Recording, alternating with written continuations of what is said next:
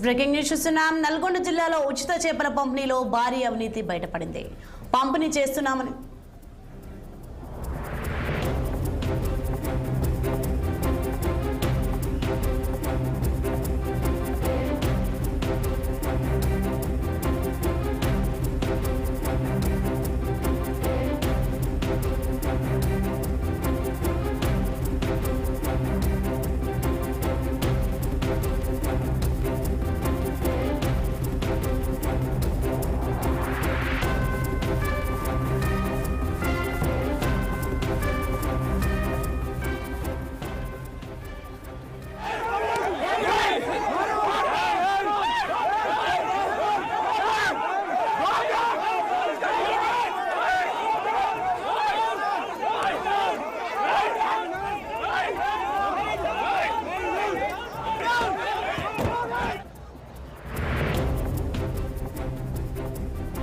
Breaking news చూస్తున్నాం. వికారాబాద్ జిల్లా కలెక్టర్పై జరిగిన దాడిని ఎంపీ చామల కిరణ్ కుమార్ రెడ్డి తీవ్రంగా ఖండించారు. ఢిల్లీకి వెళ్లి ప్రకంపనలు సృష్టిస్తానని పిచ్చిమడలు మాట్లాడుతూ కేటీఆర్ ఇక్కడ కార్యకర్తలు రెచ్చగొట్టి ప్రభుత్వ కార్యక్రమాలను అడ్డుకునే ప్రయత్నం చేస్తున్నారని మండిపడ్డారు. కాంగ్రెస్ చేస్తున్న మంచి పనులను అడ్డుకోవాలని బీఆర్ఎస్ ప్రయత్నిస్తుందని అన్నారు. లగచర్లలో నిన్న దాడిని ప్రోత్సహించిన వారంతా బీఆర్ఎస్ కార్యకర్తలే అని ఆయన అన్నారు.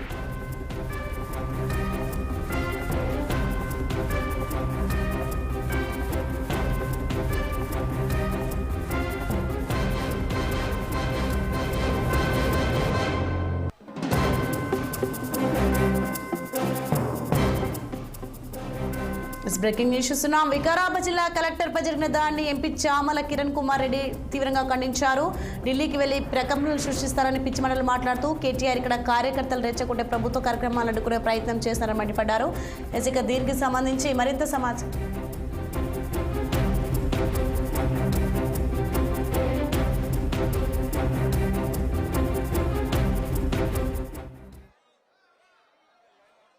The BRS, which has lost power after ruling 10 years and failed to deliver, is not able to tolerate the development happening in the state.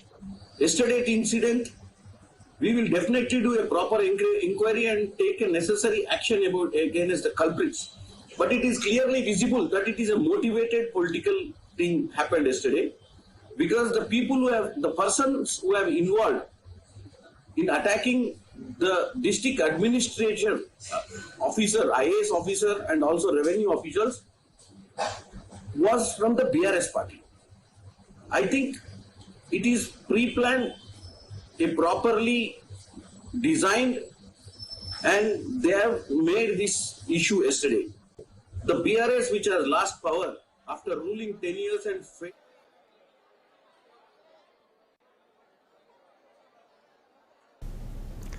Vikarabad జిల్లా కలెక్టర్పై జరిగిన దాడిని ఎంపీ చామల కిరణ్ కుమార్ రెడ్డి తీవ్రంగా ఖండించారు. దీనికి సంబంధించి మరింత సమాచారం మా సీనియర్ కరెస్పాండెంట్ శ్రీనివాస్ అందిస్తారు. శ్రీనివాస్, నిన్న ఏదైతే వికారాబాద్ జిల్లా అంటే కొడంగల్ నియోజకవర్గానికి సంబంధించిన ఈ ఫార్మా కంపెనీ విషయంలో జరిగినటువంటి భూసేకరణకు సంబంధించి గ్రామసభ జిల్లా కలెక్టర్ గ్రామసభ నిర్వహించారు. రెవెన్యూ అధికారులతో పాటు జిల్లా కలెక్టర్ కూడా వికారాబాద్ జిల్లా కలెక్టర్ కూడా అక్కడికి వెళ్ళి గ్రామసభని ఏర్పాటు చేయడంతో పాటు అక్కడ చేరుకోగానే ఒకేసారి 3 గ్రామాలకు సంబంధించిన ప్రజలు మాత్రం తిరగబడ్డారు.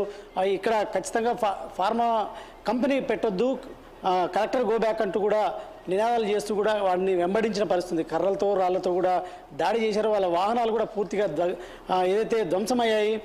మరొక వైపు కలెక్టర్పై కూడా ఒక మహిళ చేయి చేసుకుంది. ఇంకో నేపథ్యంలో అక్కడ అధికారి ఉన్నటువంటి వెంకటరెడ్డిపై కూడా తీవ్రంగా దాడి జరిగింది. ఆ దాడిలో వెంకటరెడ్డికి తీవ్ర గాయాలు కావడంతో వెంకటరెడ్డి కూడా ఆసుపత్రికి చేర్చారు. సో ఈ క్రమంలో కూడా ఇది ఒకేసారి రాజకీయ దుమారం రేపుతుందని చెప్పొచ్చు. ఇటు ఈ దాడిని కూడా ఇటు గ్రామస్తులకు సంబంధించిన అంశంగా తీసుకొని ఇటు బీఆర్ఎస్ ఖండిస్తుంటే, కాంగ్రెస్ మాత్రం ఈ దాడిలో ఖచ్చితంగా బీఆర్ఎస్కి సంబంధించిన కార్యకర్తల ప్రమేయం ఉందంటూ కూడా ఒకేసారి భువనగిరి ఎంపీ చామల కిరణ్ కుమార్ రెడ్డి సంచలన వ్యాఖ్యలు కూడా చేశారు.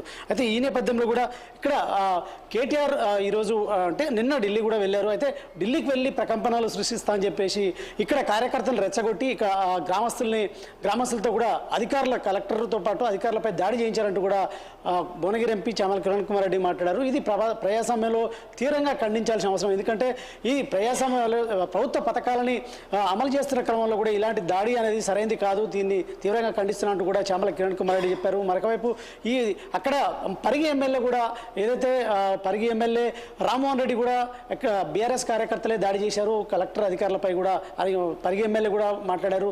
సో ఈ నేపథ్యంలో కూడా భువనగిరి ఎంపీ ఇది మహారాష్ట్ర ఎన్నికల ప్రచారంలో ఉండి ఎక్కడ నిర్వహించినటువంటి మీడియా సమావేశంలో మాట్లాడడంతో కూడా దేశవ్యాప్తంగా ఇది ఒక్కసారి సంచలనంగా మారిందని చెప్పొచ్చు. ఈ క్రమంలో కూడా ఇటు 10 ఏళ్ల బీఆర్ఎస్ పాలనలో కూడా ఎన్నో ఫార్మా కంపెనీలకు సంబంధించిన ప్రజా అభిప్రాయ సేకరణ చేపట్టినప్పటికీ కూడా ఎక్కడ ఇలాంటి ఘటనలు జరగలేదు, కలెక్టర్పై అదేవిధంగా అధికారులపై కూడా దాడి జరగలేదంటూ కూడా ప్రస్తావిస్తూ మరొక వైపు దీనికి సంబంధించి ఏదైతే అంటే భారతదేశంలో ఒక ఫార్మా కంపెనీకి సంబంధించిన ప్రజాభిప్రాయ సేకరణ చేపడుతున్న క్రమంలో జరిగినటువంటి దాడి ఎప్పుడు జరగలేదు. ఇది మొదటిసారి కాంగ్రెస్ ప్రభుత్వం అధికారంలోకి వచ్చింది కాబట్టి ఇక్కడ తెలంగాణలో బీఆర్ఎస్ పార్టీ అలజడులు సృష్టించాలని చూస్తుంది, ప్రభుత్వం చేపట్టేటువంటి ప్రతి కార్యక్రమాన్ని కూడా అడ్డుకోవాలని చూస్తుంది. కాబట్టి ఈ క్రమంలోనే ఈ ఫార్మా కంపెనీకి సంబంధించిన ప్రజాభిప్రాయ సేకరణకు సంబంధించి అడ్డుకునే కుట్ర చేసి ఈ విధంగా కార్యకర్తల్ని రెచ్చగొట్టిందని కూడా చామల కిరణ్ కుమార్ రెడ్డి మాట్లాడారు. అయితే దీనికి సంబంధించి ఖచ్చితంగా ఎవరున్నా సరే దాన్ని అంటే వాళ్ళకి సంబంధించి ఖచ్చితంగా శిక్ష తీరుతాము, ఎందుకంటే అంటే సొసైటీలో అధికారులపై దాడి చేయడం అనేది కరెక్ట్ కాదు. ఖచ్చితంగా ఏదైనా ఉంటే సమస్యలు ఉంటే ఖచ్చితంగా అధికారుల దృష్టికి తీసుకొచ్చి సమస్యలను పరిష్కరించాలి, తమ సమస్యల్ని తీర్చుకునే విధంగా కృషి చేయాలి తప్ప ఇలాంటి దాడులు కరెక్ట్ కాదు, దీంట్లో ఎవరున్నా సరే వదిలిపెట్టే ప్రసక్తి లేదని చామల కిరణ్ కుమార్ రెడ్డి మాట్లాడారు. మరొక వైపు ఇప్పటికీ ఏదైతే కేటీఆర్ ఢిల్లీకి వెళ్ళి ప్రకంపనలు సృష్టిస్తానని చెప్పడం, ఇక్కడ నిన్న ఈ విధంగా దాడి జరగడం అనేది కూడా ఈ చర్చానీయాంశంగా మారింది. మరొకవైపు గవర్నర్ కూడా ఈరోజు ఢిల్లీకి వెళ్తున్నారు, సీఎం రేవంత్ రెడ్డి కూడా ఢిల్లీకి వెళ్ళారు, అదేవిధంగా ఢిల్లీలో రేవంత్ రెడ్డి ఇటు ఏఐసిసి పెద్దలతో సమావేశం కానున్నారు. కానీ గవర్నర్ ఎవరిని కలుస్తారనేది కూడా ప్రస్తుతం రాజకీయ వర్గాల్లో చర్చానీయాంశంగా మారిందని చెప్పొస్తారు. ఈ నేపథ్యంలో కూడా ఈ ఫార్మా కంపెనీ అంశంలో మాత్రం ప్రభుత్వం సీరియస్గా తీసుకుంది. ఇప్పటికే 28 అంటే 55 మందిని సంబంధించి గుర్తించి అలా 28 మందిని అరెస్ట్ చేశారు. ఆ అరెస్ట్ చేయడంతో పాటు వారిపై కూడా కేసులు కూడా ఏదైతే చట్టంలో ఉన్నటువంటి అధికారులపై దాడికి సంబంధించిన కేసులు కూడా బుక్ చేయడం జరిగింది. మిగతా వారిని కూడా గుర్తించే పనిలో ఉన్నారు. మరొక వైపు ఈ దాడికి గల కారణాలు, ఎందుకంటే అది అక్కడ అన్యూన్యంగా జరిగిన దాడి, ఈ ప్రజాభిప్రాయ సేకరణ కోసం అక్కడ అన్ని ఏర్పాట్లు టెంట్లు అన్ని ఏర్పాటు చేశారు, అధికారులు అన్ని పూర్తి ఏర్పాటు చేసిన క్రమంలో కలెక్టర్ అక్కడికి వెళ్ళారు. కానీ అక్కడ మరొక వైపు ఏంటంటే ఇంటెలిజెన్స్ వ్యవస్థ అనేది అక్కడ పూర్తిగా వైఫల్యం కనిపిస్తుంది. ఎందుకంటే అక్కడ పోలీసు ఇలాంటి సమయంలో కూడా పోలీసులు భారీ బందోబస్తు ఏర్పాటు చేస్తారు. ఎందుకంటే అక్కడ ప్రజాభిప్రాయ సేకరణ చేపట్టే క్రమంలో గ్రామస్తులు అడ్డుకునే క్రమాలు చాలా చూసాం.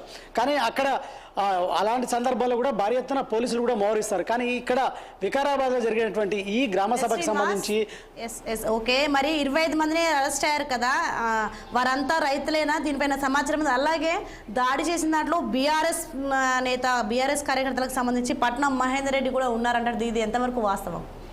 అయితే అక్కడ పోలీసులు మాత్రం అదే పనిలో ఉన్నారు. ఎందుకంటే మొత్తం 55 మంది ఈ దాడిలో పాల్గొన్నట్టు కూడా గుర్తించిన నేపథ్యంలో కూడా దీంట్లో ఎంతమంది రైతులు, నిజమైన రైతులు ఉన్నారు, ఆ రైతులు ఎవరు, అదేవిధంగా బీఆర్ఎస్ కార్యకర్తలు ఎవరు, ఎందుకంటే అక్కడ విజువల్స్లో క్లియర్గా కనిపిస్తుంది ఎవరెవరు రాళ్ల దాడి చేశారు, ఎవరెవరు ఇటుకలతో కార్లపై దాడి చేశారు, ఎవరెవరు అధికారులను కొట్టారు, అదేవిధంగా కర్రలతో కూడా ఎవరు దాడి చేశారు అనేది స్పష్టంగా కనిపిస్తుంది. మరి వాళ్ళు ఎవరు, అదే గ్రామానికి చెందిన వాళ్ళ, బయటి వ్యక్తుల, లేదంటే బీఆర్ఎస్కి సంబంధించిన అంటే కాంగ్రెస్ ఆరోపిస్తున్నట్టుగా బీఆర్ఎస్కి సంబంధించిన కార్యకర్తలు అనే దానిలో కూడా పోలీసులు సీరియస్గా విచారణ చేపడుతున్నారు. మొత్తానికైతే 25 మందిని అరెస్ట్ అయితే చేశారు, మిగతా వారిని కూడా పట్టుకొని విచారించే పనిలో పోలీసులు ఉన్నట్టు తెలుస్తుంది. దీనికి సంబంధించి ఐజీ మల్టీజోన్ 2 ఐజీ సత్యనారాయణ ఆధ్వర్యంలో కూడా ఈ విచారణని సీరియస్గా తీసుకొని వీరికి సంబంధించిన విచారణ కొనసాగుతుంది. మరి మిగతా వారిని కూడా పట్టుకొని వారికి సంబంధించి విచారణ చేపట్టే పనిలో పోలీసులు అయితే ఉన్నారని చెప్పొచ్చు. Thank you Srinivas.